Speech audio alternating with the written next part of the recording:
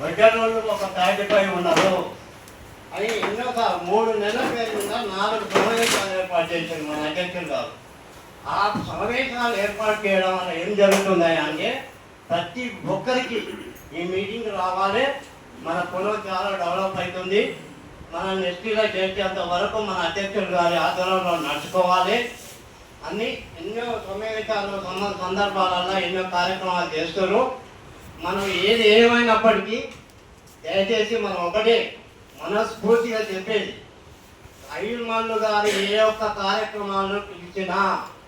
ఆ యొక్క కార్యక్రమానికి 33 జిల్లాలో ఉన్న గ్రామాధ్యక్షులు, పట్టణాధ్యక్షులు, నియోజకవర్గం, మండలము, జిల్లా, రాష్ట్ర కమిటీ